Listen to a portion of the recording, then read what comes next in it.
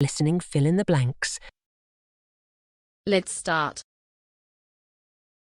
One of the greatest challenges we face today is the eradication of hunger and malnutrition. The consequences of not getting enough to eat or eating food which is unhealthy for human consumption are not only poor health but also a general slowdown in areas of development and employment. Poverty remains the principal cause. Unequal distribution of wealth, lack of resources and strife are the main causes of poverty, which in turn leads to hunger. According to statistical estimates from the World Bank, 896 million people in developing countries live on less than 1.90 a day, sometimes it is even worse.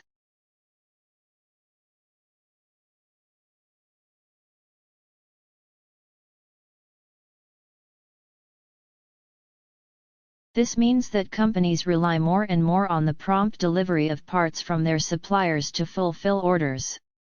This is particularly true of industries such as computer manufacture, which no longer make all the parts of the products that bear their names, but instead outsource, often to suppliers halfway around the world.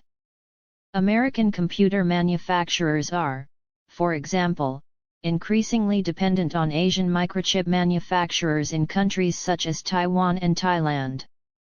An example of the kind of problems any disruption to the supply chain causes came after the September 11 attacks in the U.S. when the Canadian border was shut for just 2 days, causing chaos in the Detroit car industry, which relies on a regular flow of parts from Canada.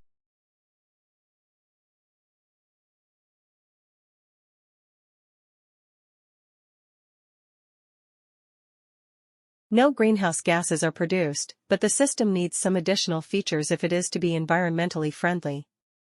Dr. Pru Chopra, a geophysicist at the Australian National University and one of the founders of geoenergy, note that the steam will bring with it radon gas, along through a heat exchanger and then sent back underground for another cycle. Technically speaking, hot dry rocks are not a renewable source of energy.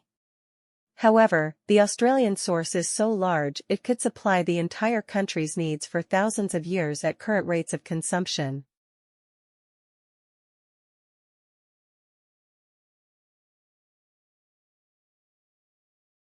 So some anxiety is adaptive, not only for primitive man, but in modern society as well. It helps us to focus on things when we have deadlines and, if someone is driving too fast when we cross the road, it helps us to jump out of the way quickly. So, there is nothing wrong with anxiety in general, and in fact, we would have difficulties if we did not experience it to some extent, but of course, it can get problematic if the danger is one that is imagined rather than real, or the danger is something that is exaggerated. In those cases, particularly if the perceived danger is out of proportion to the real danger, and it is persistent and disabling, then there is a danger of an anxiety disorder. About 17% of the population will have an anxiety disorder at some stage in their life.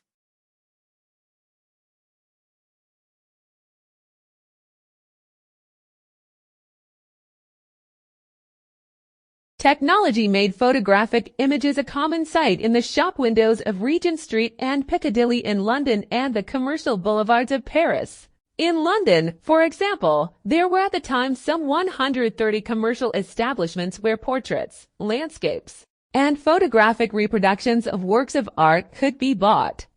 This appeal to the middle class convinced the elite that photographs would foster desire for realism instead of idealism. Even though some critics recognized that the work of individual photographers might display an uplifting style and substance that was consistent with the defining characteristics of art.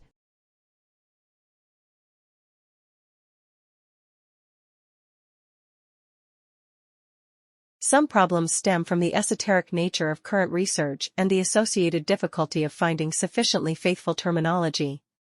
Abstraction and complexity are not signs that a given scientific direction is wrong, as some commentators have suggested, but are instead a tribute to the success of human ingenuity in meeting the increasingly complex challenges that nature presents. They can, however, make communication more difficult. But many of the biggest challenges for science reporting arise because in areas of evolving research, scientists themselves often only partly understand the full implications of any particular advance or development. since that dynamic applies to most of the scientific developments that directly affect people's lives. Global warming, cancer research, diet studies, learning how to overcome it is critical to spurring a more informed scientific debate among the broader public.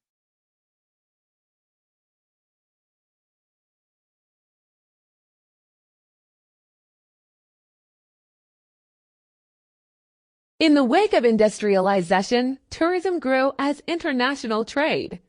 The middle-income group was also equipped with the luxury of time and money for pleasure travel. The revolution in this sector in the early 19th century instigated conversion of many hamlets and small fishing villages into hotels, resorts, and county and state fairs. Spain was among the first countries to undergo such modification. Infrastructure development paved the way for better roads, highways, and ferries for easy transportation. At the same time, with the advent of technology, aircrafts were introduced.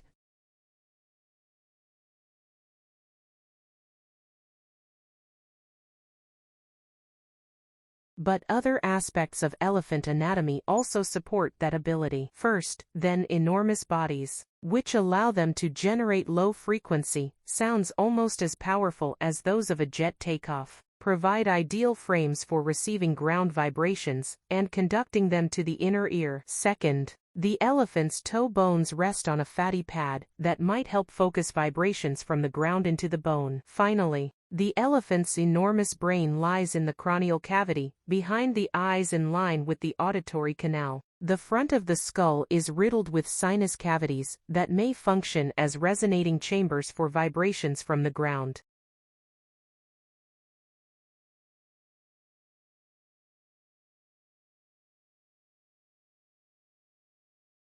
Many corporate giants have gauged the popularity and lucrative opportunities of the tourist industry, making ventures across national and international destinations. The rhetoric hotelier and an avid play writer, Kuldeep Sondhi, possessing a trio of iconic hotels in Mozambique, Shimon and Kwale and Pemba Island in Tanzania, recalls tourism as a flourishing business in the past, though it is now in a relatively sorry state. Originally dedicated to a profession in aeronautical engineering, Sondhi joined his family's established businesses after 2 years of job as an aeronautical designer. That was in 1951. At the onset, there were apprehensions about entering an entirely new business avenue, the hospitality sector. However, 2 decades later, the outcome was visible in the creation of Reef Hotels.